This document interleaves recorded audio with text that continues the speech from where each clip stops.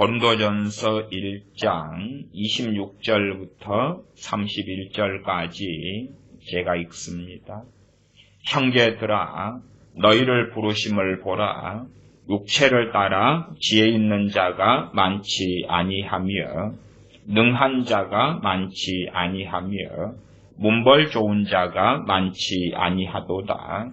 그러나 하나님께서 세상의 미련한 것들을 택하사 지혜 있는 자들을 부끄럽게 하려 하시고 세상의 약한 것들을 택하사 강한 것들을 부끄럽게 하려 하시며 하나님께서 세상에 천한 것들과 멸시받는 것들과 없는 것들을 택하사 있는 것들을 폐하려 하시나니 이는 아무 육체라도 하나님 앞에서 자랑하지 못하게 하려 하심이라. 너희는 하나님께로부터 나서 그리스도 예수님 안에 있고 예수님은 하나님께로서 나와서 우리에게 지혜와 의로움과 거룩함과 구속함이 되셨으니 기록된 바 자랑하는 자는 주 안에서 자랑하라 함과 같게 하려 함이니라. 아멘. 우리는 하나님의 주권에 대하여 자주 멸시하려 하고 나아가 부정하려 하며 혹은 동의적으로는 인정하지만 실제적으로는 인정할 수 없다. 그런 태도를 쉽게 취하고 살아갈 때가 많습니다. 말하자면 전 세계가 인권, 인간의 권리가 주장되면서 하나님을 믿는 백성들도 우리에게 하나님 형상을 따라 주신 자유의지에 있어서 이 자유의지의 과대로 가서 선을 넘어버리는 일들이 생겨납니다. 그러므로 하나님의 주권 가운데 하나님의 택하심을 멸시할 때가 아주 많다 그 말입니다. 예를 들어서 하나님께서 에베소서 4장으로 한다면 교회 중에 사도와 선지자와 복음 전하는 자와 목사와 교사를 세우신다. 그럴 때에 하나님께서 그러한 사람들을 직분에 따라서 교회에 주시는 것이지요. 그러나 요즘의 세태는 하나님께서 주시는 것이 아니라 우리의 자유의지로 내가 선택하여 한다. 그렇게 하는 것입니다. 사람들이 원하는 사람을 목사로 세우고 부르고 위임하고 또한 자기가 나 목사하고 싶어, 나 선교사 하고 싶어, 그래서 내가 스스로 자원하여서 할 거야. 거기에 하나님의 선택과 부르심은 어디 있는가 그 말이지요.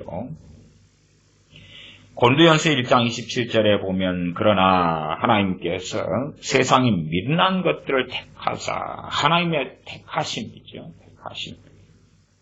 1장 26절은 형제들아 너희를 부르심을 보라. 하나님의 부르심이죠. 부르심. 전 세계 모든 사람들을 부르셨나? 지금 그 말씀을 하고 있는 게 아니지요. 전 세계 모든 사람들에 대한 이야기가 된다면 남녀노소 빈부 귀천 할 것 없이 다 흑인 백인 황인종 기타 등등 할 것 없이 다 그렇게 말하지만 그게 아니라 형제들아 너희를 부르심을 보라. 육체를 따라 지혜 있는 자가 많지 아니하며 능한 자가 많지 아니하며 말하자면 지혜 있는 사람들과 미련한 사람들, 지혜 없는 사람들이 섞여 있다. 최소한 어디에요? 고린도에 섞여 있다. 그럴 때에 지혜 있는 사람들이 소수가 부르심을 받고 지혜 없는 사람들이 다수가 부르심 받았다. 그 말이지요. 물론 이러한 하나님의 선택과 부르심은 지혜 있는 자들을 지옥에 보내고 지혜 없는 자들을 구원하시려 하신다는 그러한 것은 아니고 지혜 없는 자들, 문벌 좋지 않은 자들, 능하지 않은 자들을 부르셔서 있는 자들, 강한 것들을 부끄럽게 하려 하신다. 그 말이지요. 그런 사람들도 부르시는데 부르심의 통로가 지혜 없는 사람들, 능치 않은 사람들, 문별 좋지 않은 사람들 통해서 하나님이 부르신다. 다수가 그렇다 그 말입니다. 주님의 사도들 가운데도 특별한 사도로서 사도 바울이 있으나 사도 바울은 참 학식 있고 지혜 있으며 문벌 좋으며 가문이 좋고 대단한 사람입니다. 그러나 주님의 12 사도들을 볼 때에 대부분 갈릴리 출신이며 일자 무식이고 어부 출신이고 별 볼 일 없는 사람들이었다 그 말이에요. 그러한 자들을 통하여 전파되는 복음으로 인하여 문벌 좋은 자가 똑똑한 자가 지혜로운 자도 주님께 돌아왔다 그 말이지요. 그리고 성령의 권능과 능력과 역사하심을 누가 가지고 있느냐? 이 미련하고 무식하고 무지한 자들이 가지고 있더라 그 말이에요. 예외적으로 사도 바울 같은 석학도 들어갔다 그 말입니다. 고린도전서 1장의 본문은 제가 여러 번 설교했고 강의했기 때문에 자세하게 다루려는 건 아닙니다. 오늘은 이제 제가 시간을 앞으로 좀 내어서 라인하르트 본케라는 그런 세계적인 전도자 이분의 책 또 글들 함께 살펴보는 시간들을 꽤 가지려고 생각하고 있습니다. 많은 사람들은 항상 의구심이 많아서 라인하르트 본케라는 그러한 목사님의 전도 사역을 오랫동안 지켜봐 오지만 그러나 사람들은 보고 싶은 것만 듣고 싶은 것만 듣기 때문에 또한 자기 아니면 인정하려고 하지 않기 때문에 무시하고 터무시해온 일도 아주 많았습니다. 라인하르트 본케 목사님께서 지난주에 고향으로 돌아가셨습니다. 12월 7일날 천국으로 돌아가셨습니다. 1940년생으로서 아프리카 선교사 아주 작은 리소토 곳에 선교사로 간 때가 제 알기로 1967년 27살에 그의 아내와 함께 갔습니다. 갔고 이제 본격적으로 복음을 증거하고 아주 작게 한 몇 명에게 복음을 증거하다가 전도 집회를 하고 본격적으로 말씀을 전파하고 그런 것이 한 70년대, 75년인가 70년대가 되는 것 같아요. 그리고 그때부터 이제 전 세계가 주목할 수밖에 없는 대전도 집회들을 열어왔습니다. 조금의 자료를 살펴보아도 1990년, 제 대학생 때인데 90년 3월에 부르키나 파소의 수도 오아가도고에 6차례 집회를 했는데 연 인원 80만 명, 최대로 많이 모일 때 25만 명이 모였고 거기에서 주님께 나오고 믿은 사람들만 해도 10만 단위가 되었다. 또 1990년 8월에 나이지리아 카두나에서 6일 동안 6차례 6일 동안 집회했는데 그때에 연 인원 167만 명, 많이 모일 때 50만 명이 모였다. 그리고 거기에서도 수십만 명이 결신하며 주님을 믿었다라고 알려집니다. 그렇게 1990년 정도에도 수십만 명의 보통 한 50만 명 정도에 모이는 집회들을 열었고 거기에서 한 번의 집회들의 결신자들이 수만에서 심지어는 10만 명 단위 이상이 나왔던 주의 종입니다. 귀하게 마지막까지 잘 사역을 마무리하셨기 때문에 그러한 위대한 세계적인 전도자에 대하여 우리는 이제 유산을 가지고 있습니다. 그 하나님의 사람.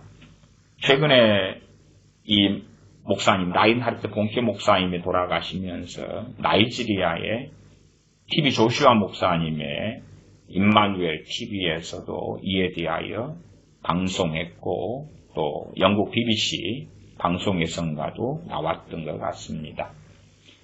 임마누엘 TV의 자료는 이 라인하르트 본케 목사님과 또한 이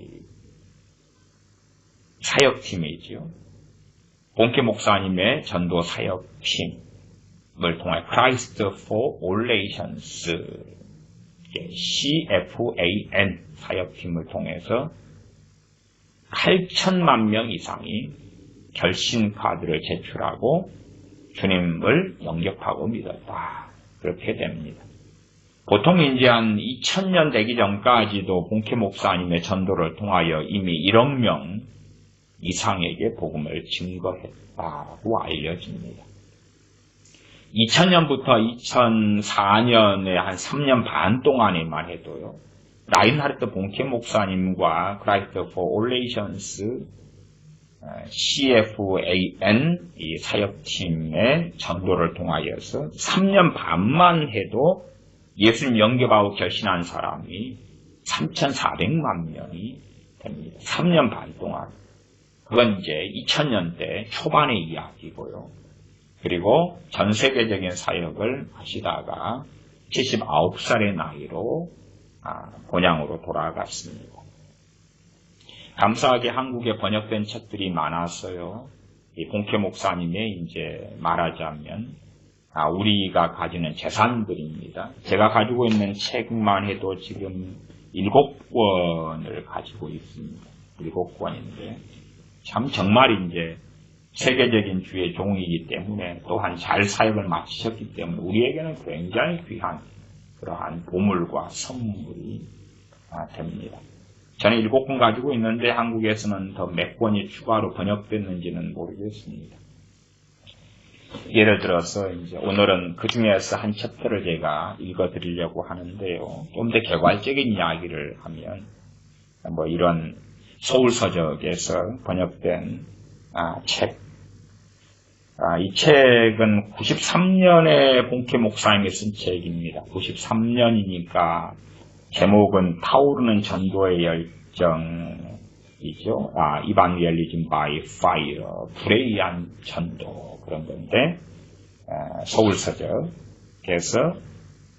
93년에 쓴 책이죠. 93년 정도만 돼도 일단은 정말 세계적인 사역을 하고 있을 때, 그러니까 93년으로 기준으로 한다면은 2003년, 2013년 이미 26년 그 이후로 더 아주 놀라운 그러한 사역들을 하셨지요. 93년만 돼도 아주 알아주는 놀라운 하나님의 사람이었어요. 그때는 이제 인터넷이 시작될까 하는 초기였죠. 한국 같은 경우 나우누리, 천리안 이런 인터넷이 한 94년, 95년 이럴 때 좀 활성화되었나요?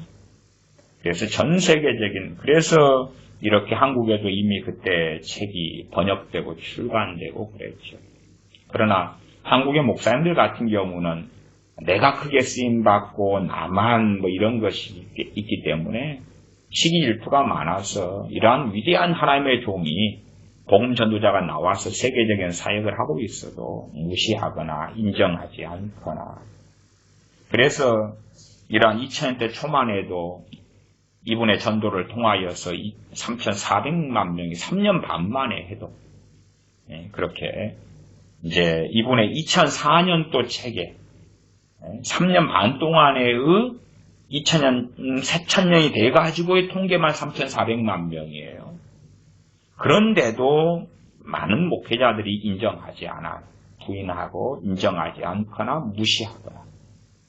말하자면 그런 분들이 3,400만 명을 라인하르트 본케 목사님과 사역팀이 주님께 인도했다.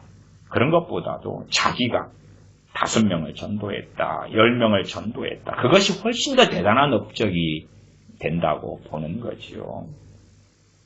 그래서 이러한 어쨌든 그분의 살아생전의 유산들이 우리 한국말로 잘 번역되어서 존재하고 있습니다. 그리고 이제 그 유산들 가운데 많은 것들을 우리가 취하고 볼 수 있습니다. 오늘은 그 가운데 부흥 성령의 축제라는 책으로 번역된 가운데 이 부흥 성령의 축제는 12가지 실제 이 일들에 대하여 라인하르트 본케 목사님이 기록한 그러한 내용들이 나와 있습니다. 오늘 읽을 내용과 관련 있어서 고린도전서 1장의 본문을 제가 읽었습니다. 본케 목사님의 사역 가운데 이 나이지리아에서 참 복음을 많이 증거했죠. 나이지리아는 지금 인구가 2억 명이 넘습니다. 2억 명이 넘는 가운데 남부의 기독교가 40%가 되고요. 북부에가 이슬람이 있어서 60%가 됩니다. 나이지리아 유명한 TV 조슈아 목사님 같은 분도 사역하고 있는 것을 우리가 알지요. 어쨌든 나이지리아에서 정말 주님을 믿게 되고 결신한 사람의 대다수가 TV 조슈아와 Christ for All Nations 팀에 의한 그 전도에 힘입은 바가 있다 말씀드립니다. 나이지리아에 한참 집회를 많이 했지요. 그래서 1990년 8월만 해도 나이지리아 카두나에서 연인원 167만 명의 집회를 했어요. 그렇게 한참 하다가 나이지리아가 전도 집회 또한 복음 전파의 문을 닫아버렸습니다. 그것이 열릴 때가 99년에 열렸어요. 1999년 말경에. 말이 아니라 99년 돼서 열려서 99년에 이제 나이지리아에 집중적으로 라인하르트 본케 목사님과 그 사역팀이 전도 집회를 열었습니다. 그때부터. 그래서 나이지리아에 1999년 소위 말부터 복음 집회의 문을 열어서 집회를 했을 때 당시에 통계가 그렇게 나옵니다. 99년 말부터인데요. 나이지리아 조스 총 결신 카드 복음을 듣고 주님 영접하고 그 다음에 내가 주님 안에서 신앙생활하고 그렇게 살겠습니다 하고 결신 카드 주소 적고 전화번호 적고 이런 결신 카드 이런 카드 숫자로 하겠습니다. 자료와 통계가 그대로 남아 있으니까요. 나이지리아 조스에서 결신한 사람 카드까지 쓴 사람 127만 6,840명 나이지리아 코트 하커트 결신 카드까지 쓴 사람 141만 6,740명 나이지리아 욜라 140만 3,640명 나이지리아 아베 오쿠타 193만 6,881명 그 집회 주로 한 6번의 집회를 주로 많이 하는데 그 집회에서 주님 영접하고 손만 들고 영접기도 한 것을 넘어서서 일일이 카드를 쓰면서 영접한 것 결신을 확인한 경우가 그렇다고 말입니다. 나이지리아 아부자에서 104만 6,390명 나이지리아 아쿠레에서 185만 9,503명 나이지리아 아도 에키티 163만 4,431명 그리고 가장 이제 놀라운 집회로 알려지는 것이 나이지리아 라고스 집회입니다. 나이지리아 라고스 집회는 6일 동안에 346만 명입니다. 어떤 자료는 345만 명 그리고 이 자료는 346만 1171명으로 되어 있습니다. 이게 책들마다 이제 345만 명이 있고 6만 명이 있고 약간 자료가 틀리더라고요. 근데 346만 1171명. 이 6일 동안의 집회니까요. 한 번의 첫날인데 이때가 새천년 전도 집회로 나이지리아 라고스에서 열었어요. 새천년 전도 집회니까 1999년 연말부터 나이지리아 쭉 돌면서 전도 집회 해가지고 2000년으로 넘어간 것입니다. 그때에 첫날에 160만 명이 참석했고 그 가운데 불신자들이 상당수였는데 첫날에만 109만 3천 명의 주님을 영접하고 결신 카드를 썼습니다. 그리고 6일 전체가 346만 명이 됩니다. 타오르는 전도의 열정이라는 이 책이 93년에 쓰여져 가지고요. 그래서 이 전도의 열정에 보면 제가 전에 읽었을 때 서두 부분에 그렇게 나와 있어요. 전도 부분에 11페이지로 가면요. 이게 이제 90년대, 80년대 막 몇십만 명의, 대부분 한 30만에서 50만 명의 집회를 해왔는데, 그때 쓰여진 것이 뭐냐 그러면, 이때 성령님께서는 11페이지 중간에 내게 단 한 번의 집회에서 100만 명의 영혼들이 회개하는 것을 보리라고 약속을 주셨습니다. 한 번의 집회에서 100만 명 이상의 영혼이 회개하고 주님 믿을 거라고. 이것이 93년에 써진 거예요. 그 다음에 그 일이 언제 벌어졌냐? 이제 2000년에 벌어진 거지. 나이지리아 라고스에서. 2000년에 벌어진 그 기록과 자료들이 이제 사진첩으로 해가지고 이렇게 다 나와 있는 거지. 이게 다 어마어마한 군중들이 모여서 전도 집회에 대통령들하고 어딘가하면 다 만나서 모이고 자료들 증거들 다 남아 있는 거죠. 정말 대단한 하나님의 사람들. 이게 이 정도 숫자를 봐도요. 어떨 때는 40만 명이면요. 광화문에 그렇게 많이 모였다? 이거 안 돼요. 40만 명. 이거 40만 명 자료도 있고 근데요. 때로 5만 명 자료도요. 사람이 얼마나 많은지 몰라. 내 나이지리아 라고스는 이때에 한 번의 집회, 요게 라고스 집회거든요. 160만 명입니다. 160만 명. 그리고 이제 결신자가 109만 명. 이것이 성취가 그렇게 된 거예요. 이것이 93년에 쓰여졌는데 그때 그걸 이미 고백하고 있어요. 그리고 몇 년 지난 다음에 1999년 말부터 나이지리아의 복음의 문이 닫혔다가 다시 열리는데 그때 그걸 보게 되는 거죠. 역사적인 거죠. 아마 주님 오실 때까지는 그런 일이 없지 않을까 싶은 거예요. 이런 일이 벌어져도 이제 한국에는 사실 대서특필 되지가 않는 거예요. 그렇죠? 목회자가 그렇게 많고. 그러나 내가 위대하지. 그런 가짜 아니야. 그런 거. 왜? 항상 귀신이 쫓겨나가고 치유가 함께 일어나고 안진뱅이가 일어나고 귀머거리가 듣고 보고 사람들이 저는 뻥뻥 자빠지고 쓰러지는 걸 별로 안 좋아합니다. 그러나 진짜는 뭐냐 그러면 열매가 있다고 말이에요. 뻥뻥 자빠지고 쓰러지는데 그냥 의도한 것 자빠져라 안수하고 그게 아니라 그냥 성령의 능력으로 그러는 것이에요. 누구의 집회에서도 그렇습니까? TV 조슈아 그 목사님의 집회 때도 그러지요. 의도한 것보다도 그냥 자빠지고 쓰러지고 그리고 그동안에 병이 치료되는 거예요.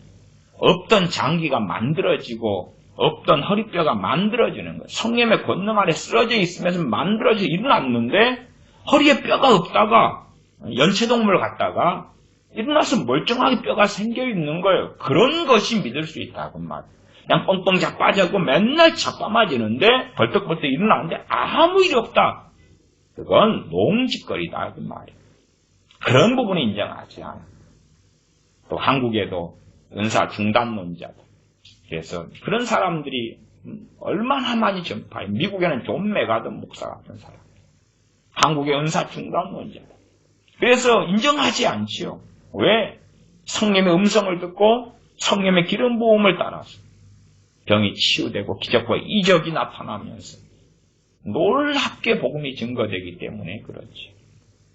그래서 사역을 잘 79세까지 마무리하시고 천국으로 돌아가셨기 때문에 이제 그분은 주님의 다 달려갈 길을 마친 증인이 되어지지요.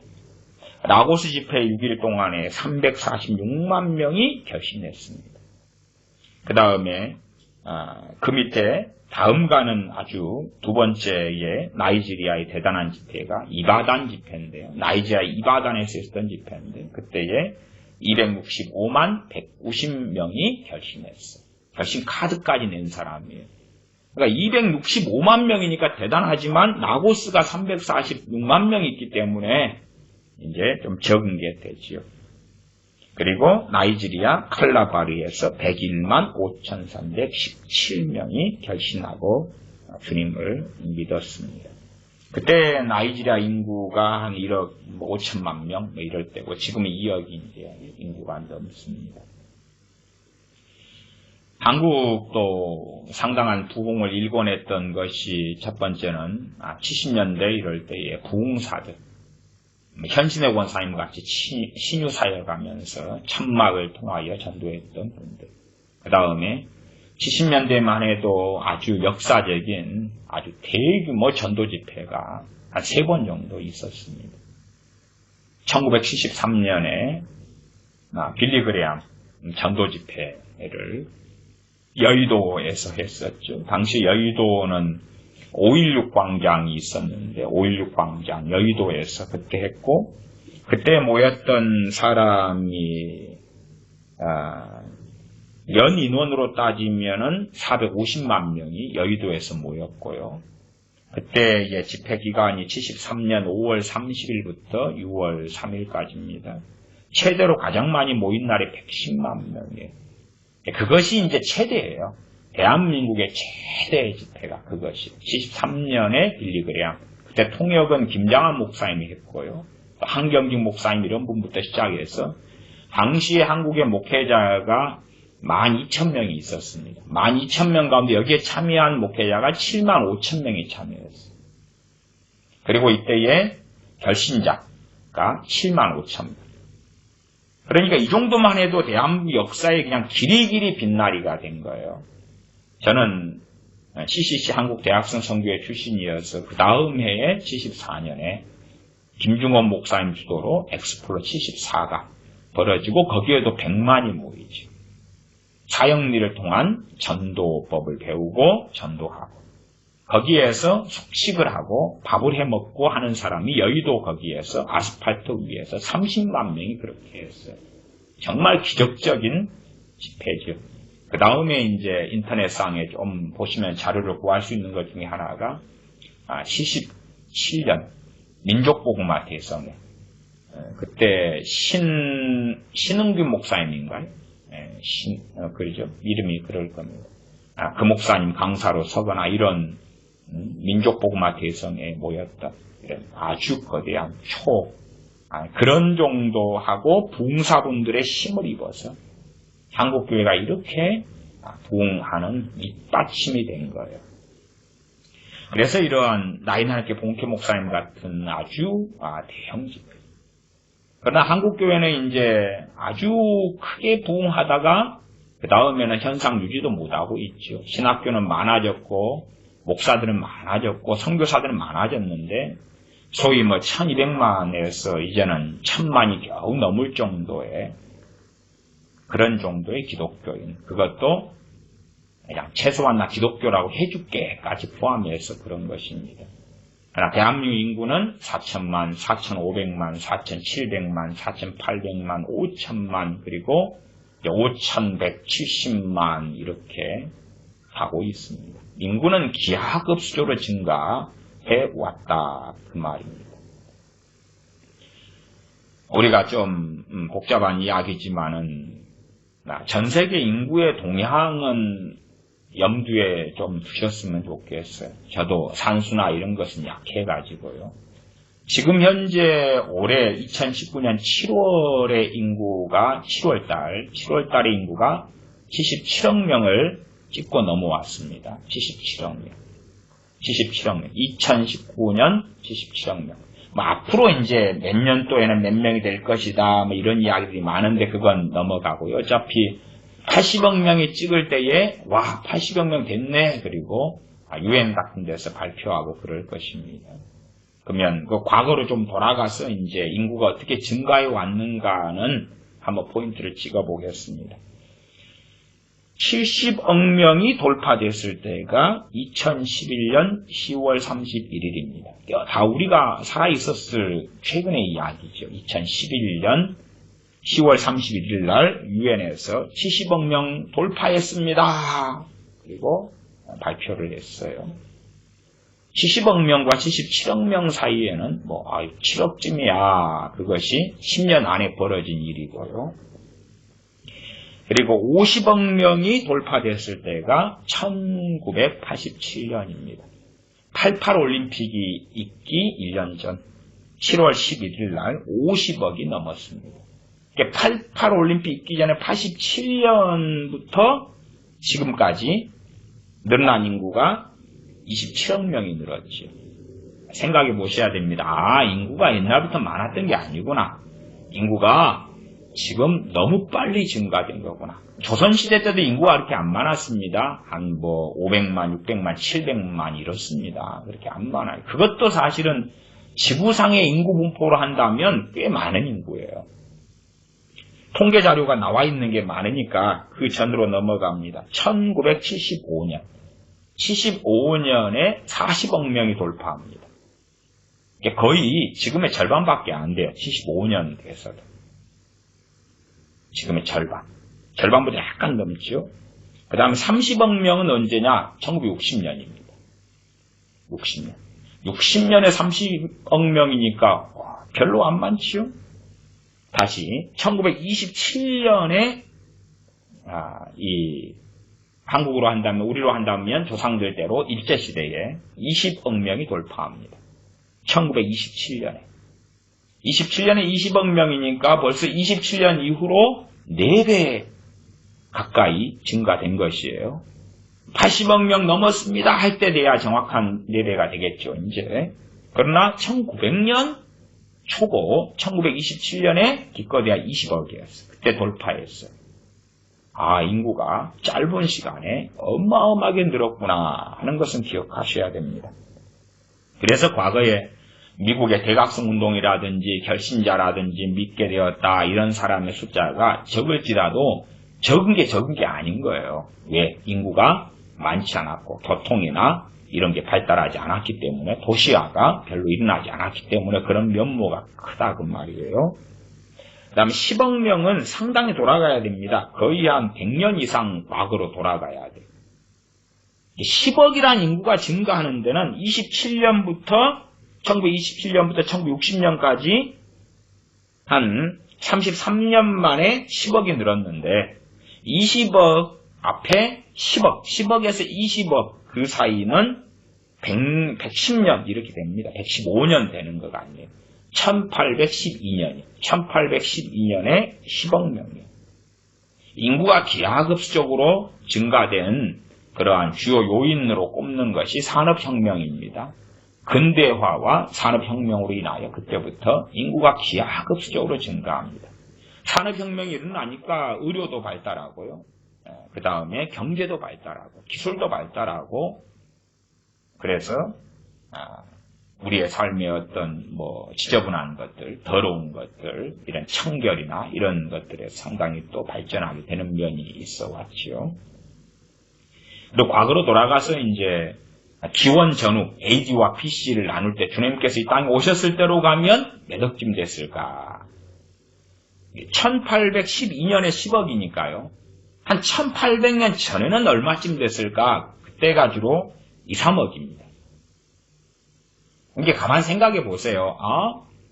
당시에 유대인들이 얼마인데? 별로 안 되죠. 2, 3억 명, 2, 3억 명. 2, 3억 명이 주로 역사학자들이나 이런 사람들이. 그러니까 10억 명이 1812년이에요. 10억 명이.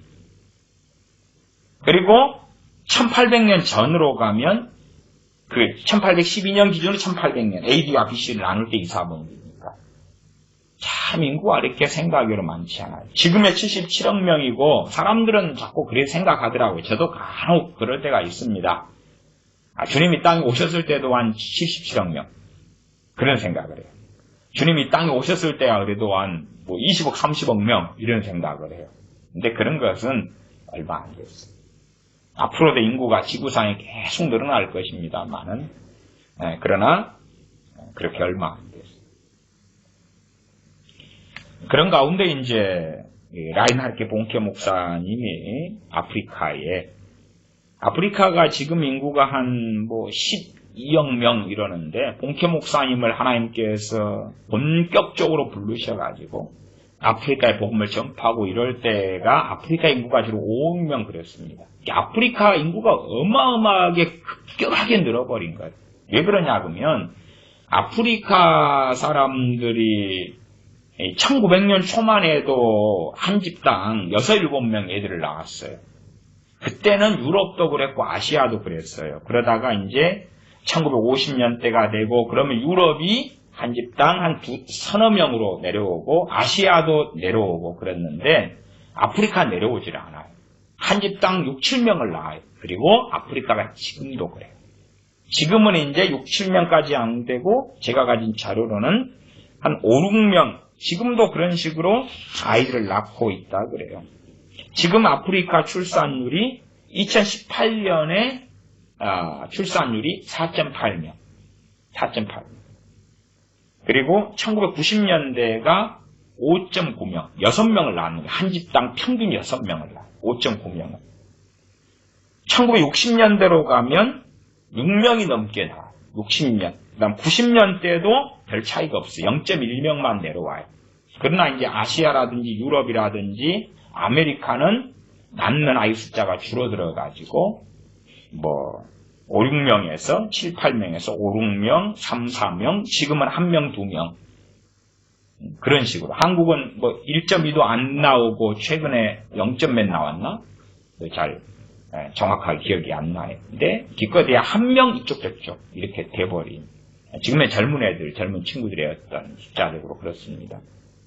그러나 아프리카는 지금도 출산율 2018년 기준으로 한 부부당 4.8명. 그러니까 아프리카가 얼마나 금방, 아프리카 지금 12억 명인데 주님 오실 때가 좀 지연 더 되고 그 다음에 지나면 12억 명에서 이제 훨씬 더 그냥 20억, 30억, 40억 그렇게 아프리카만 해도 늘어갈 수 있다 싶습니다. 봉케 목사님의 사역을 통하여 Christ for All Nations 사역팀과 함께 사역을 아프리카의 북부 그 아래로 북부 아래쪽 또 중부 남부 아프리카 그러면서 기독교인의 나라들의 비율과 퍼센티지가 굉장히 바뀌었습니다. 말하자면 아프리카 1900년 초만 해도 로마 가톨릭, 정교회, 개신교 이런 거 다 합쳐서 한 800만 명 이렇게 크리스천이 있었다. 저는 이제 로마 가톨릭이나 정교회나 크리스천을 보지 않습니다만은 그냥 일반 기독교 세계적 통계로 기독교인이 됐다. 그러다가 이제 그런 통계상으로 한다면 지금은 6억 명 이상이 소위 가톨릭, 그 다음에 6억 한 3천만 명, 또 어떤 통계는 7억 명을 넘게 잡기도 합니다. 그런 통계로 이제 로마 가톨릭, 개신교, 정교회, 성공회 이런 것, 기타 기독교, 이단 사이비까지 어마어마한 숫자가 되었다. 아프리카의 기독교인의 각 나라별로 얼마간의 비율 이런 것은 제가 지난번에 조금 말씀을 드렸습니다. 그런 가운데 이제 라인하르트 봉케 목사님의 책들을 좀 보면서 이 정말 세계적인 전도자 하나님의 사람을 통하여 하나님께서 뭘 말씀하셨는지 이 보고 저는 보고라고 봅니다. 그런 부분에서 간간히 제가 읽어드리고 함께 나누었으면 좋겠다 싶습니다.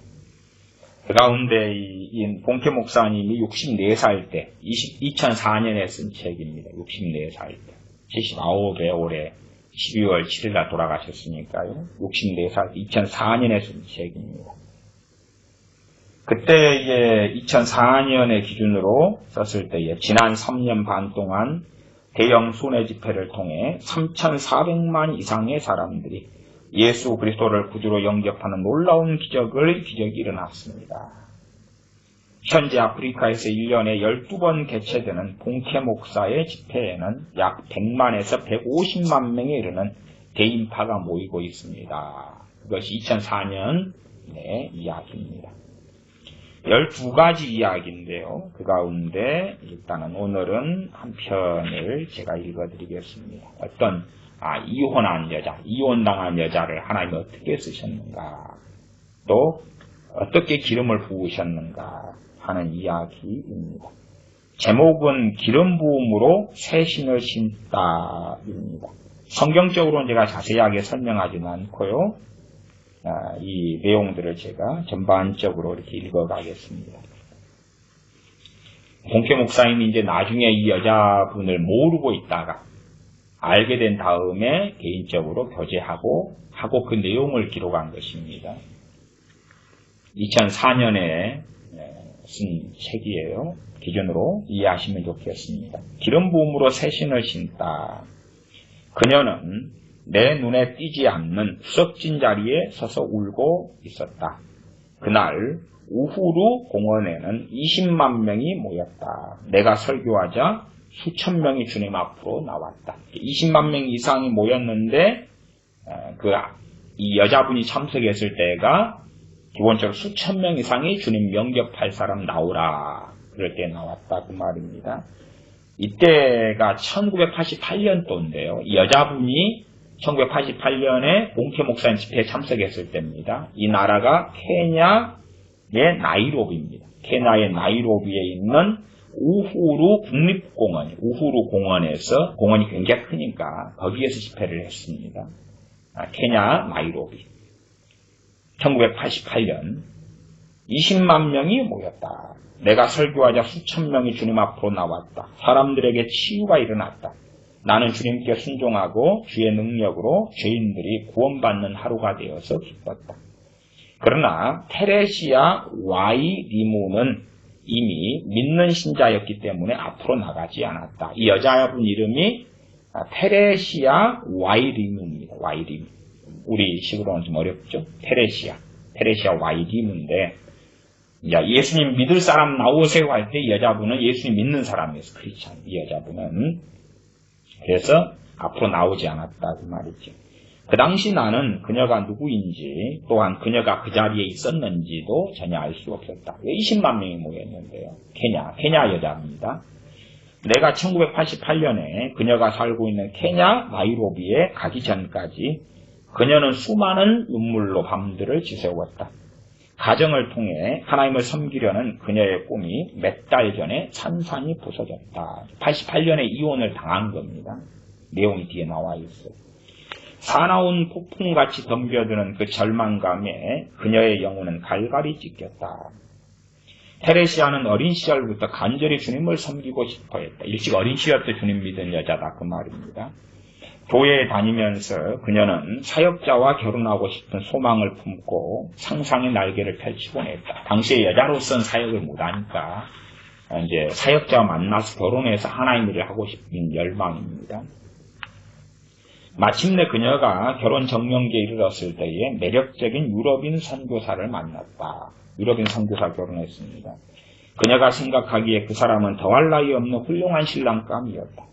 하나님을 섬기고 싶은 갈망과 그 선교사를 섬기고 싶은 소원이 딱 맞아 떨어졌고, 그 주의 종 선교사님도 함께 섬기면서 하나님도 섬기려고 하니까 이제 결혼을 하려는 거지요. 거기서는 어떤 부정적인 측면도 발견하지 못했다.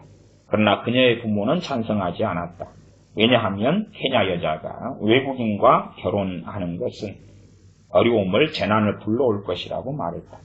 게다가 존경받는 사업가 집안이었던 그 부모들은 딸이 아프리카의 전통적 가치관과 맞지 않는 결혼을 한다는 것이 부끄러웠다. 그러나 테레시아는 사랑의 포로가 되어서 주님을 섬기려는 강렬한 열망에 사로잡혀 하나님께서 이 멋진 사역자 남성을 통해서 그녀의 기도에 응답하시려는 것이라고 확신했다. 그녀는 그와 결혼하기 위해서라면 부모의 기대도 기꺼이 거스리고자 했다. 그리고 해서 결혼했습니다. 그러나 12년 후 선교사 남편이 그녀를 버렸을 때에 그녀는 크나큰 아픔을 맛보아야 했다. 그녀가 남편의 신앙에 아무리 호소해도 소용없었다. 그 남편 선교사는 남성 위주의 법을 이용해서, 잔인하게 이용해서 그녀와 이혼했고, 그녀와 딸에게 한 푼의 위자료도 지급하지 않고 떠났다. 유럽 선교사와의 결혼 생활이 12년 만에 비극으로 끝났지요. 나는 그 이야기에 공감할 수 있었다. 나는 이제 본캐 목사님입니다. 테레시아처럼 나도 어릴 때부터 절실하게 하나님을 섬기고 싶어 했다. 나는 10살 때 독일에서 아프리카로 부르시는 주님의 음성을 들었다. 10살에 주님께서 불렀다 그 말이. 음성을 듣고 아프리카 선교사를 준비했다. 10살 때. 9살에 예수님 영접했습니다. 이 라인하르트 본캐 목사님 독일 사람인데요. 그리고 27살에 아프리카로 가서 아주 작은 곳에서 사역을 했습니다. 또한 나는 그 소명을 공유할 사람과 결혼하고 싶었다. 만일 소중한 나의 아내 아니가 나의 청혼을 거절했다면 오늘날 내가 어떻게 되었을지, 내가 어떻게 하나님의 소명을 감당하고 있을지 상상이 되지 않는다. 그런 생각을 하기만 해도 너무 끔찍해서 설교를 할 수 없을 지경이다. 이게 공케 목사님은 아내 아니 분이 아니면 하나님을 제대로 못했을 거라고 고백하고 있는 것이 그 동역 때문에.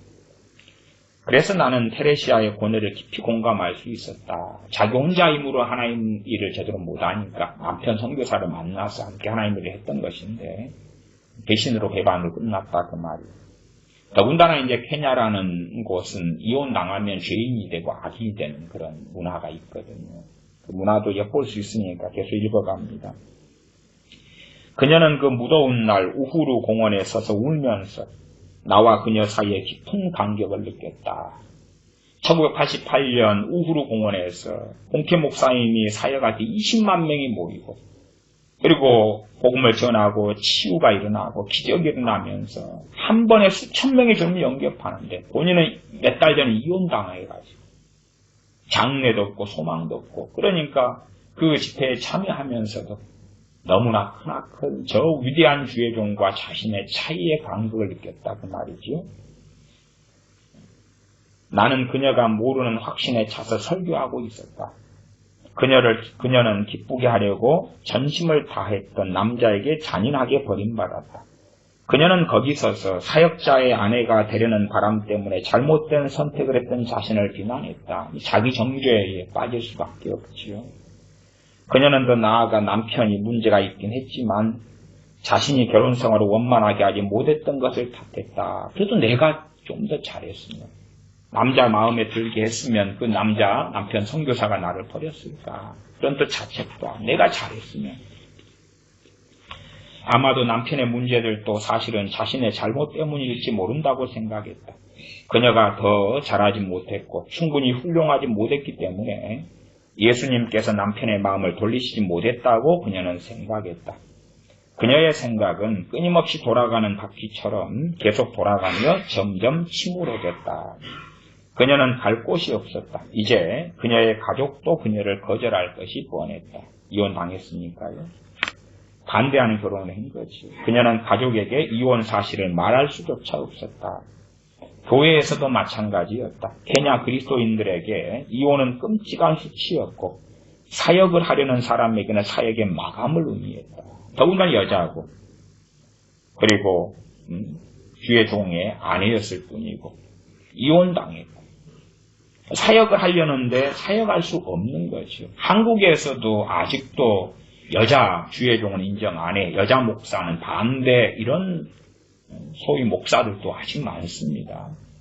예장 합동에서는 여자 목사 안수 아직도 안 합니다. 제 어머니 전도사님께서도 예장 합동의 전도사였고 예장 합동에서 교회 담임 교역자였습니다. 그러나 나이가 70이 되어서 정년할 때까지도 당연히 목사 안수 받지 못했지요. 합동교단이 있기 때문에 목사 안수는 인정 못하죠. 그래도 합동교단은 반은 인정한 거예요. 신학교도 나올 수 있고 전도사도 할 수 있고 담임 목회도 인정해 준 거예요. 나 목사는 안 돼. 까지. 그러나 아직도 목사 안수를 안 해주는, 또한 여자는 대표기도도 심지어 못해. 성가대도 못 써. 미국의 대표적으로 존 메가더 같은 목사가 있고 그의 제자인 옥성호 같은 사람이 한국에 있고 부흥과 개혁사부터 시작해서 많은 소위 개혁주의를 표방하는, 저도 개혁주의예요. 그러면서도 은사 중단론, 여성사역 반대, 막 그런 보수적인 사람들도 아직도 많습니다. 심지어 그런 사람들이 가지고 있는 은사 중단론이고 성림 역사를 부정하고 이런 것이죠. 그래서 옥성호 씨는 최근에 책을 쓰면서 예수님의 부활은 거짓말이다, 허구다, 픽션이다 라고 책을 쓰고 주장했고 그 앞에 책들도 그랬습니다. 그래서 기독교 신앙을 부인하고, 그래도 나 기독교인이야 하는 목사님의 장남이지요. 그 이야기는 나중에 기회가 되면 그 친구의 책을 가지고 좀 더 다루겠습니다. 20권 이상의 책을 쓴 베스트셀러 작가지요. 말하자면 심리학에 물든 기독교 2007년부터 마케팅에 물든 기독교 이런 시리즈 써가지고 젊은 층이 대거 그의 제자가 됐습니다.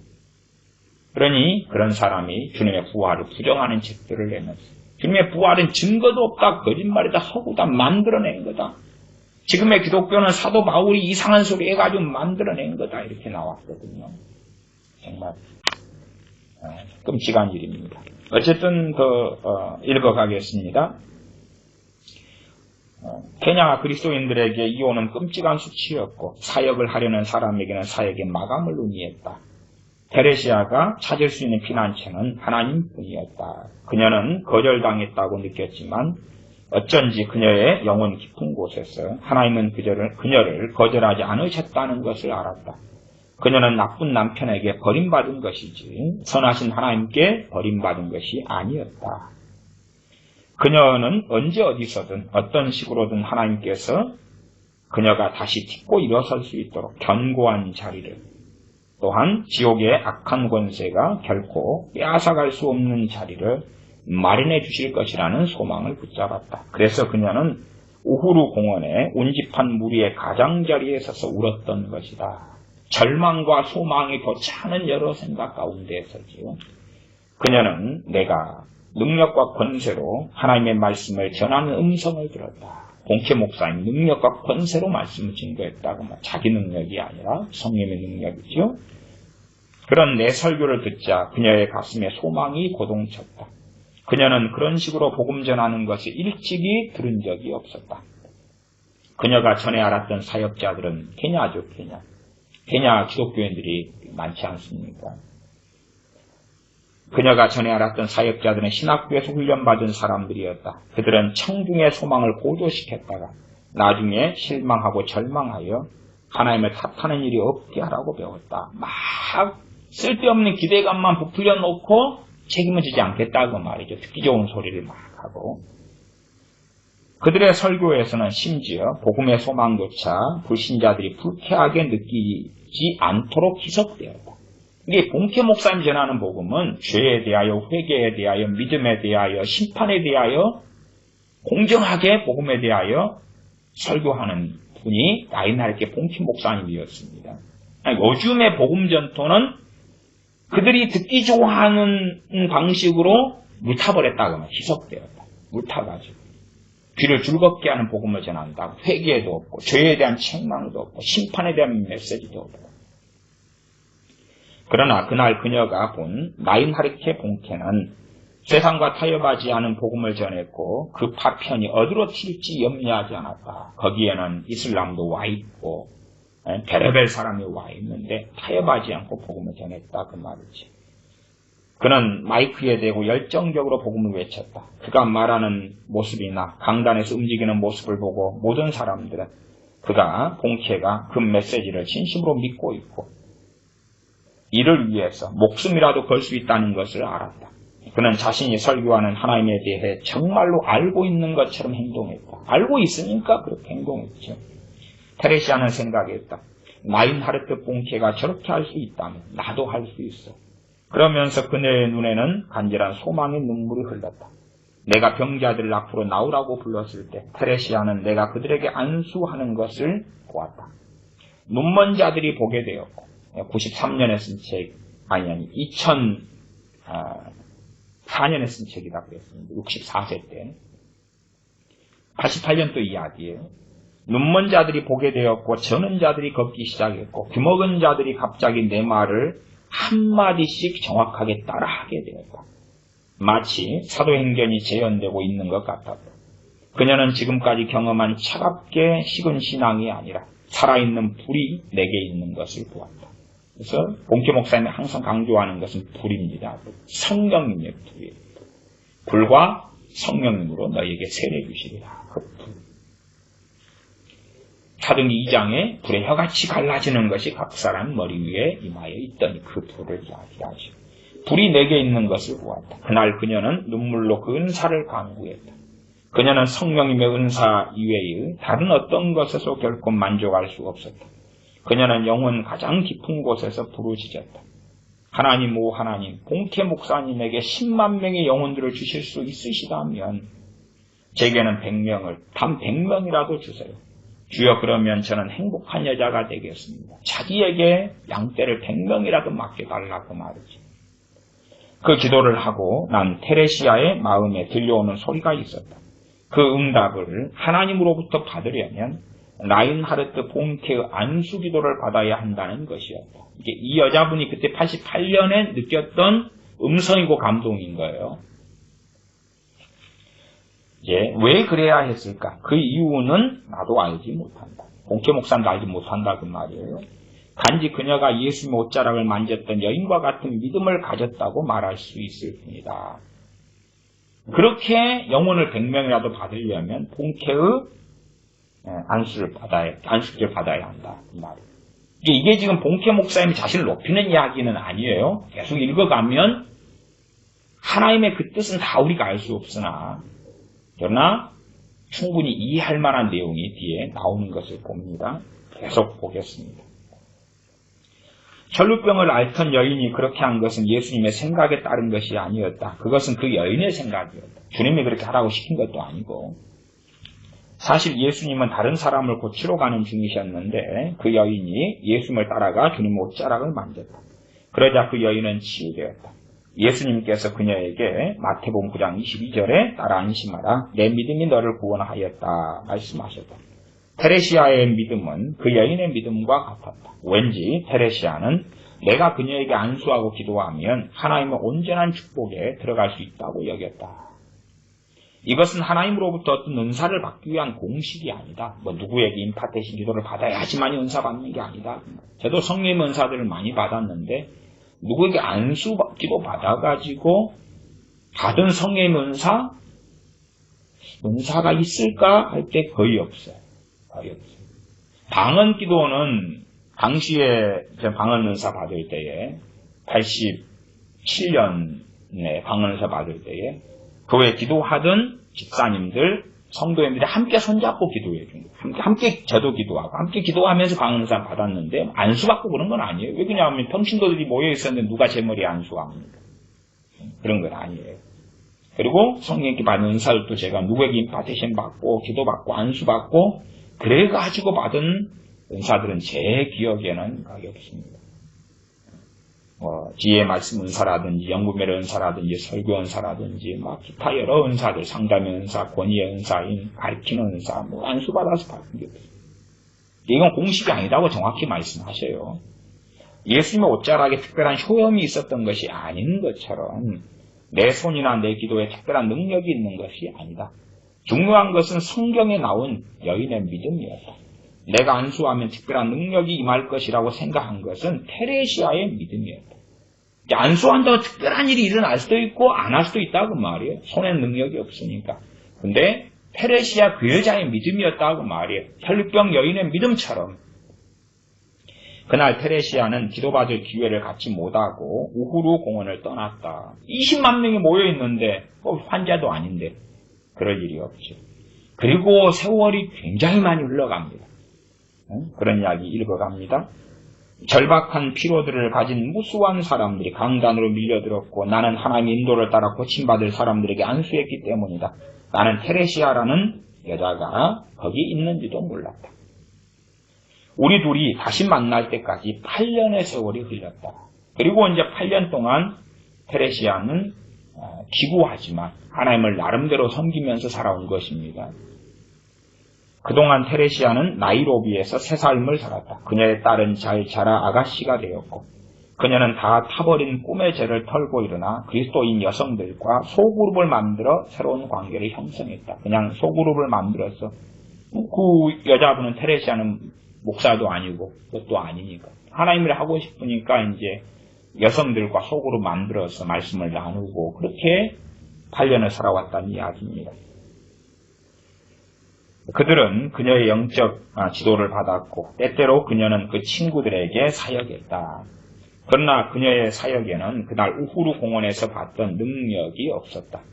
그녀의 영은 실패한 결혼 때문에 여전히 짓눌려 있었고 8년 지나도 계속 와요. 실패한 이혼당한 여자일 뿐이지요. 그녀는 자신이 하나님의 고귀한 소명에 아직 도달하지 못했음을 알고 있었다. 그 8년 동안 테레시아는 선교 소식들을 통해서 나의 설교 일정을 늘 주시하고 있었다. 가까운데 언제 오나 가서 안수받아야 되는데, 기도받아야 되는데 하는 거죠. 그녀는 내가 소규모 집회를 인도하는 도시가 어디인지 늘 살펴보았다. 규모가 작으면 내가 그녀를 위해서 기도해 줄 가능성이 커지기 때문이다. 1966년 봄 노르웨이의 오슬로가 그랬다. 노르웨이 오슬로에서 66년 봄에 집회가 있었다 그 말입니다. 그녀는 내가 그곳의 한 교회에서 설교한다는 것을 알고 기뻐했다. 한 교회니까 작게 모일 거 아니에요. 오슬로에 그녀의 친구들이 있었기 때문이다. 그녀는 즉시 친구들에게 전화해서 방문 약속을 잡았다. 친구들이 그녀를 집회 장소에 데려다 주기로 했다. 테레시아는 돈을 모아서 왕복 비행기표를 샀다. 떠나기 전에 나이로비의 모든 친구들이, 케냐죠. 케냐 여자, 옷도 다 케냐 여자들 막 머리에 두르고 막 이런 거, 아프리카 여자들의 복장들 아실 거예요. 흑인 여성으로 이렇게 전통 복장을 하고 있는 그런 케냐 여성들입니다. 떠나기 전에 나이로비의 모든 친구들이 그녀와 함께 기도했고 그녀가 갈망하는 성령님의 불을 받아올 것이라고 믿었다. 불은 성령의 불이라고 이 봉키 목사님이 이야기합니다. 오슬로의 교회가 문을 열자마자 테레시아가 맨 먼저 들어갔다. 친구들이 그녀를 제일 앞줄로 안내했다. 교회의 사람들이 가득 찰 때까지 테레시아는 앉아서 기다렸다. 그때 그 지역에 사는 한 자매가 그녀에게 다가왔다. 그 자매는 말했다. 당신이 하나님께 받기 원하는 어떤 것이 있는데 하나님께서 그것을 당신에게 주시겠다고 제게 말씀하셨어요. 그것은 놀라운 확증이었다. 그게 전혀 모르는 자매가 와서 애원하는 거예요. 저도 예전에 그런 일이 있습니다. 한 95년도 되었나요? 갑자기 길을 지나가는 사람에게 애원을 하라고 하시는 거예요. 그리고 이제 애원을 지나간 사람에게 했더니 그분이 듣고 자기 아침 기도의 내용이고 제목이었는데 그에 대하여 응답을 제가 아는 그 애원을 통해 받았다. 그래요. 뭐 제가 대단한 사람인 건 아니고 이런 성령의 역사도 있다고 말해요. 은사 중단론자들은 얼마나 사악한가를 아셔요. 어쨌든 그래서 그 놀라운 확증을 받았어요. 모르는 자매한테 테레시아가. 테레시아는 그 자매에게 감사하며 말했다. 감사합니다. 끝까지 기다리겠습니다. 예배가 시작되어 강대상에 올라간 나는 테레시아의 존재를 금세 알아챘다. 왜요? 노르웨이인데 아프리카 여자가 앉아있잖아. 아프리카 전통 복장을 입고. 노르웨이 교회에서 아프리카 여성이 한눈에 들어오는 것은 당연하지 않은가. 아프리카의 전통 의상을 입은 그녀는 눈에 확 띄었다. 집회 시작부터 그녀가 떨고 있는 것이 보였다. 테레시아는 단 한 가지 생각만 하고 있었다. 내가 병자들을 앞으로 나오라고 하면, 병자도 아니지만 그녀는 기도를 받으러 손살같이 달려나갈 생각이었다. 그녀는 자신이 아프다고 생각했다. 이제 양심이 병자 나오라 했는데 기도 받으러 나가야 되니까 병자가 아닌데 그냥 나 아픈 거야. 영적으로라도 아픈 거야. 그런 거죠. 그녀는 사역의 좌절과 무성과에 열매가 없음에 염증을 느끼고 있었다. 8년이 지나도 별로 열매가 없는 거지.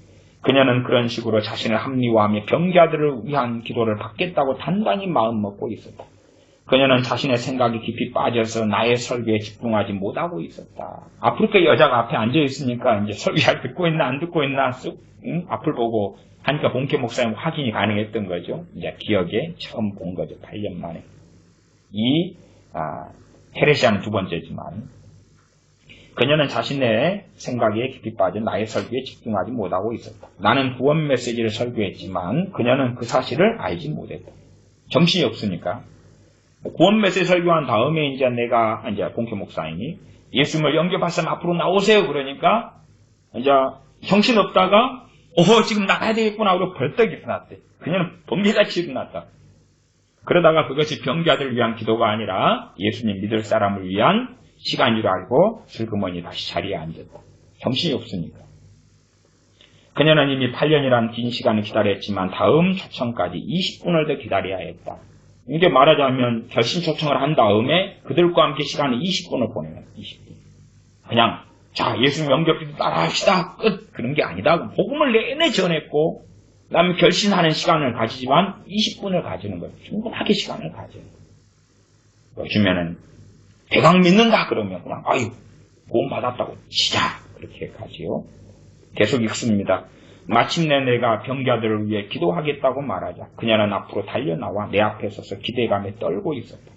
그녀는 8년 전 우후루 공원에서 했던 기도가 잠시 후에 응답될 것을 알고 있었다. 그러나 사람들이 그래도 많이 모였기 때문에 잔뜩 모여서 있는 거예요. 큰 교회를 선택했겠죠. 그녀는 라인하르트 본께처럼 능력과 권세로 사역할 기름 부음을 받을 것이다. 그 다음에 일어난 일을 나는 결코 잊지 못할 것이고 테레시아는 결코 기억하지 못할 것이다. 왜냐하면 테레시아는 정신 나가버렸으니까 기억을 못해요. 정신 나가버려요. 본께 목사님은 잊지 못하는 것이 그때 자기는 도왔기 때문에. 지금까지도 그녀는 내가 그녀의 머리에 안수했는지 안 했는지 모른다. 실제로는 했는데 테레시아는 기억이 없어요. 왜 그러냐면 뒤에 나와요. 그녀는 그것을 인식할 겨를이 없었다. 하나님의 불은 내 손의 안수와 아무 상관이 없지만 여하간 나는 그녀의 머리에 안수했다. 그러나 그 안수는 아주 잠시 동안이었다. 왜냐하면 그녀가 강력한 힘에 의해서 내 손 아래로 밀려 넘어져서 공중으로 20m를 날아갔어. 그러니까 본께 목사님이 뻥뻥 나가 떨어지는 무수한 산을 보시면 20m를 날아가 버렸기 때문에 그러니까 그냥 정신이 닿는 순간에 싹 사라져 버린 거예요. 20m 날아가 정신을 잃어버렸기 때문에 그래서 테레시아는 기억 못하고 세상에나 보통 한 5m 떨어지고 10m 나가 떨어지는 사람 봤는데 20m라니 20m를 날아가 그녀가 앉았던 제일 앞줄 근처에 쓰러졌기 때문이다. 20m이 꽉 사람이 찬 거죠. 그까지 이제 나갔는데 제자리에 자기 앉은 자리까지 날아가 버린 거예요. 그 힘이, 그러니까 보통은 이제 이런 분들이 본께 목사님이 아니라 일반 분들이 이야기하면 야 과장이야 허위야 그러지만 아니 이 증거가 있잖아. 증거가 무수한 집회에 하나님의 사람으로 살아왔던 40년에 태어나서 67년부터 본격적으로 70년대에 집회를 했던 전 세계가 다 가지고 있는 영상, 자료, 모든 증거가 있다고 말이에요. 이게 이런 것은 그냥 어이고 누구 뻥치기 목사처럼 그런 허위 과장에 대한 이야기가 아니에요. 계속 읽어갑니다. 그 힘이 너무나 강력해서 그녀의 신발 양쪽이 다 벗겨 날아가면서 이제 신발이 날아가 버린 거예요. 한쪽 신발은 노르웨이 청중들 가운데 떨어졌는데 다시 찾을 수 없었다. 누가 기념물로 가져갔는지 모르겠다. 아프리카 여자 신발입니다. 나는 다른 사람들을 위해 계속 기도했다. 한참이 지난 후에 테레시아는 정신을 차렸고 기적이 일어납니다. 기적이 일어납니다. 라는 내 목소리를 들었다고 했다. 지금 앞에 치유사역을 하고 있으니까 기적이 계속 일어나고 있다. 안진뱅이 눈먼 자가 뜨고 일어나고 있죠. 그것이 그녀가 기억하는 전부였다. 하나님의 기적은 늘 경이롭고 놀랍다. 그럴 때 우리는 어쩔 줄 몰라 하나님을 찬양합니다. 하나님을 찬양합니다. 라고만 말할 수 있을 뿐이다. 그날 밤 오슬로에서, 노르웨이 오슬로에서 일어난 위대한 기적이 오늘도 여전히 케냐의 나이로비에서 일어나고 있다. 테레시아 와이리무에게 불이 붙었다. 케냐에서 이 테레시아를 통한 놀라운 치유의 기적들과 복음 전파가 지금 일어나고 있다고 말이에요. 그때 이후로. 96년 이후로니까 이분이 2004년에 썼잖아요. 이게 그런 기적들이 이제 테레시아를 통하여 지금 8년째 일어나고 있을 때에 이제 직접 찾아가서 보고 만나고 그 다음에 이제 책을 쓴 거예요. 나중에 알게 되고 개인적인 사연도 알게 되어서 계속 읽습니다. 자세한 내용은 안 끝났어요. 오슬로 집회가 끝났다. 나는 독일로 돌아갔다. 그때 테레시아는 그 교회 바닥에서 일어날 수가 없었다. 그녀는 의식을 되찾았지만 몸이 말을 듣지 않았다. 성령의 놀라운 기름 부음이 임하면 이런 일이 벌어집니다. 몸이 꼼짝을 안 해버리고 못 움직이고 또 그럴 때 치유도 일어나고 기름 부음도 그때 놀랍게 임하고 그래요. 요즘같이 기름 부음 뻥뻥 자빠지고 털털 털고 일어나고 이런 것은 정말 뭐라고 해야 될까요? 진짜라 그래도요. 음식 맛있는 고기 구워가지고 냄새가 맡는 거예요. 냄새가 맡고 배부르다 그러면 정신이 나갔잖아요. 열매가 있어야지. 기름 부음 받았으면 기름 부음이 나타나야 되는 거죠.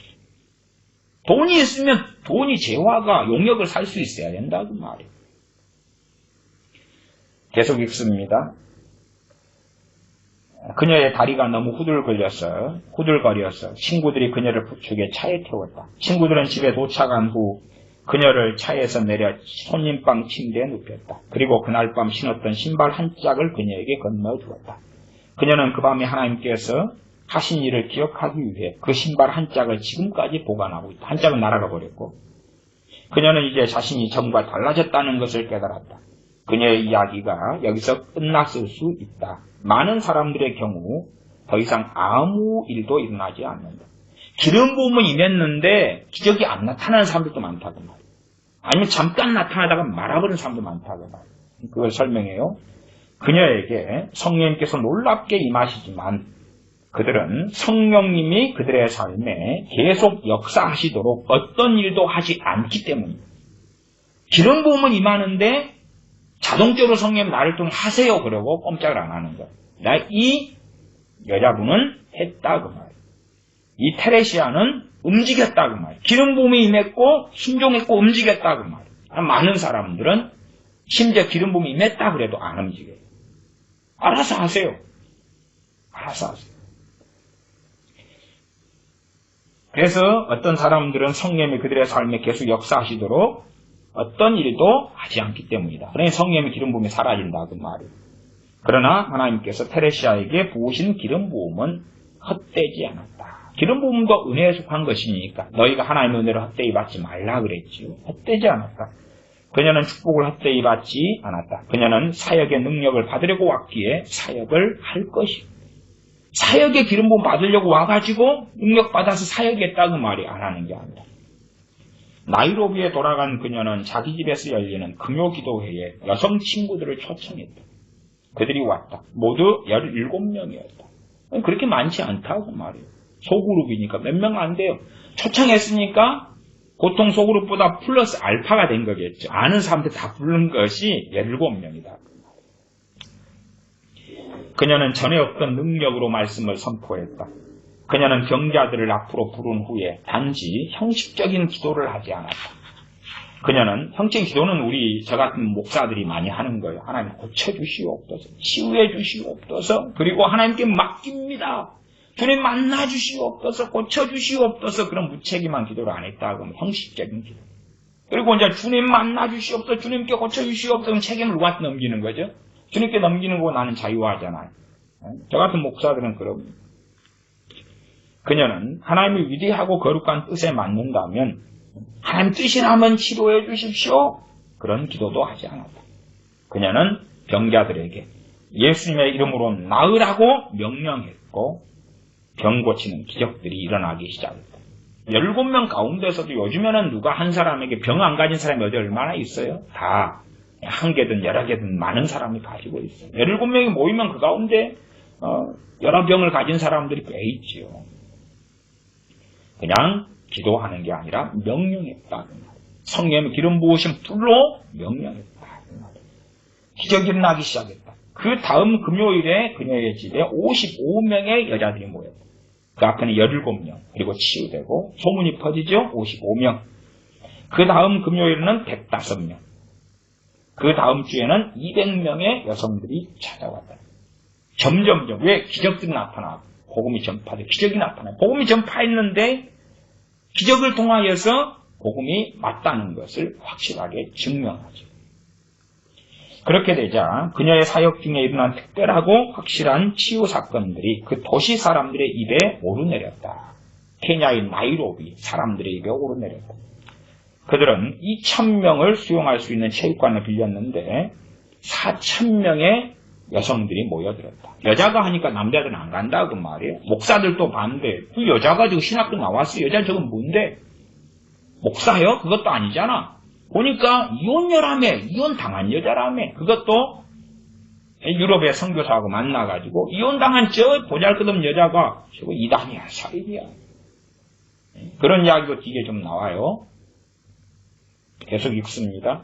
2,000명 수용할 수 있는 체육관을 빌렸는데 4,000명의 여자들이 모였다. 남자들이 안 간다 그 말이. 그 많은 인원을 수용하기 위해서 모든 문과 창문을 다 열어두어야 했다. 못 들어오니까. 그래서 문 밖에 서고 창문가에 서고. 과거에 그러한 무디 선생님이나 요한 웨슬리나 스펄전 목사님 설교 때나 이런 일들이 있어 왔지요. 또 웨일즈 부흥 때도 이런 일이 있었죠. 그녀는 5,000명을 수용할 수 있는 조모 케냐타 컨벤션 센터로 옮겼지만 12,000명이 모였다. 5,000명 모인 대로 이제 더 옮겼는데 12,000명이 모였다. 그 시점에 일부 목회자들이 그녀를 비난하고 사람들에게 그 집회에 가지 말라고 했다. 그녀가 이혼녀였기 때문이었다. 한국은 아마 더 심할 거예요. 저 여자가 무슨 신학교 뭐 나왔는지 어쩐지 저쩐지 막 따지고 많이 들겠지. 그런 것도 있겠지. 보통 이제 여자분들의 사역하는데 한국에서는 그렇게 반대하지 않습니다. 그것은 이런 기적과 이적이 나타나지 않고 많은 사람이 모이지 않기 때문에 그럽니다. 모이면 자기가 그런 일이 없는데 저기가 그런 일이 기적이 있으면 무심해야죠. 왜? 나는 대단히 경건한 사람인데 하나님과 함께하는 사람인데 기적과 이적이 없어요. 그런데 저 여자에게 있다 그러면 저 여자 가짜가 돼야 되는 거 아니에요? 그것이 많은 목회자들이 가지고 있는 시기와 질투지. 그래서 목회자들이 그녀를 비난하고 가지 말라고. 그러나 사람들은 그 말을 듣지 않았다. 어떤 사람들은 호기심 때문에 왔고 어떤 사람들은 절박한 필요 때문에 왔다. 병이 들고 귀머거리고 안진뱅이고 그런데 뭐 가지 마라고 해서 내가 필요가 있는데 고침받아야 되겠는데 하는 거죠. 여하간 그들이 테레시아 와이리무의 집회에 왔을 때 들은 것은 그녀가 이혼한 얘기가 아니고 예수 그리스도의 복음이었다.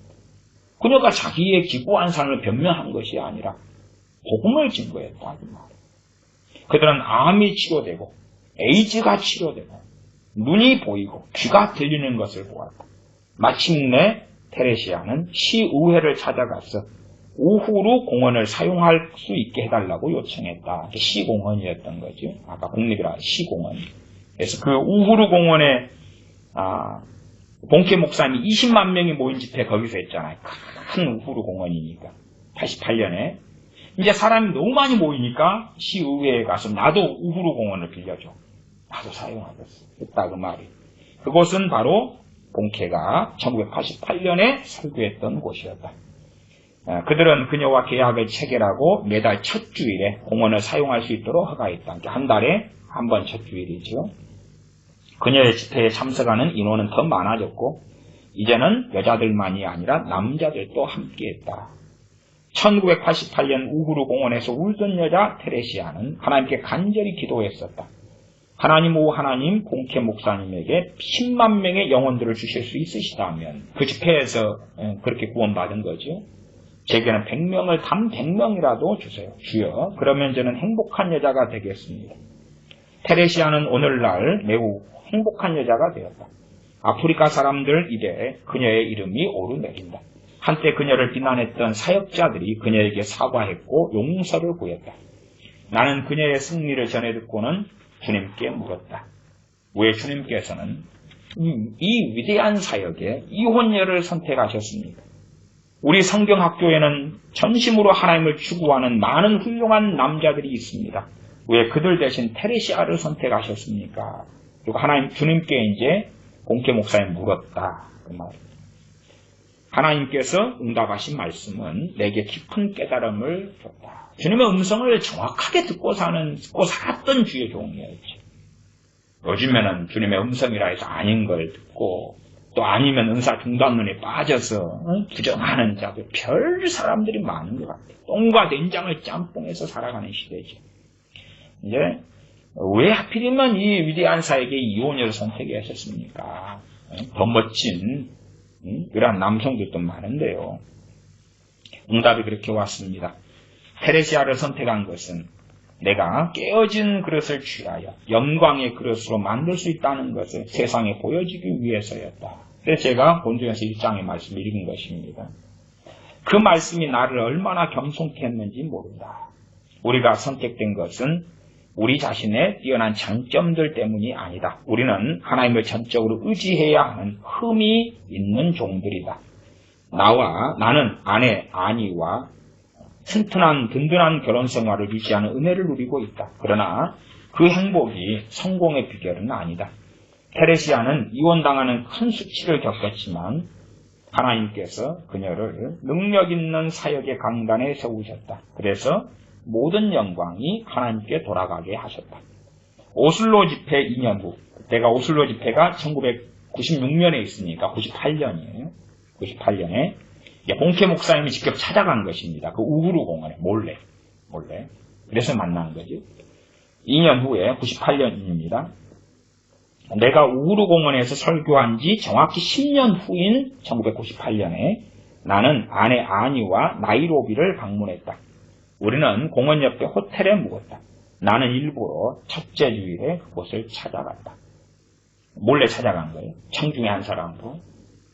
나는 한눈에 다 들어오지 않는 큰 무리의 가장자리에 섰다. 그날 우후루 공원에는 20만 명이 모였다. 자기가 10년 전에 88년에 20만 명이 모였던 거기에 이제 이 테레시아가 20만 명을 모아놓고 복음을 증거하고 있고 주님의 이름으로 치유를 하고 있었다 그 말이에요. 테레시아는 능력과 권세를 가지고 설교했고 수천 명이 주님께로 돌아왔다. 동일한 일이 88년에 자기를 통하여 있었던 그 일이 케냐 나이로비에서 10년 뒤에 테레시아를 통하여 있는 것을 가장자리에 서서 보았다 그 말이죠. 치유가 일어났다. 마치 사도행전이 계속되고 있는 것 같았다. 그녀는 주님께 순종하고 주의 능력으로 죄인들이 구원받는 또 하루를 보낸 것에 감격했다. 그녀는 내가 싱글벙글 웃으면서 그 자리에 서 있는 것을 몰랐을 것이다. 그리고 나중에 이제 이러한 사연들을 다 알고 12가지 이야기, 세계를 뒤흔든 12가지 실화의 하나로 책이 2004년에 출간되었습니다. 하나님께서 연약한 자, 어리석은 자, 부족한 자. 고린도전서 12장 1장 26절로 한다면 형제들아 너희를 부르심을 보라. 육체를 따라 지혜 있는 자가 많지 아니하면 능한 자가 많지 아니하면 문벌 좋은 자가 많지 아니하도다. 그러나 하나님께서 세상에 미련한 것들을 택하사 지혜 있는 자들을 부끄럽게 하려 하시고 세상에 약한 것들을 택하사 강한 것들을 부끄럽게 하려 하시며 하나님께서 세상에 천한 것들과 멸시받는 것들과 없는 것들을 택하사 있는 것들을 폐하려 하시나니 이는 아무 육체라도 하나님 앞에서 자랑하지 못하게 하려 하십니다. 기도하겠습니다. 아버지 하나님, 나인하르트 본캐라는 주의 종을 이 땅에 보내셨던 것, 또한 그를 사용하셨던 것에 대하여 감사를 드립니다. 테레시아라는 이혼한 비극을 겪은 여성을 케냐에서 사용하고 계시는 것에 대하여 하나님께 감사를 드립니다. 첫째는 우리 어리석은 자들이 하나님의 영광을 도둑질하지 아니하고 하나님께만 영광을 돌리며 주 안에서만 자랑하는 그러한 삶을 살게 도와주시옵소서. 두 번째는 참으로 우리에게도 성령의 기름 부으심이 필요하온지 그 능력을 통해서 하나님을 영화롭게 수종드는 삶을 살게 하여 주시옵소서. 셋째는 어리석은 미망에 빠지거나 어리석은 미혹 속에 빠져서 잘못된 그러한 그리스도인의 삶을 살지 않도록 도와주시옵소서. 무능력한 우리들에게 성령의 능력으로 덧입혀 주시옵소서. 우리 주 예수 그리스도의 이름으로 기도하옵나이다. 아멘.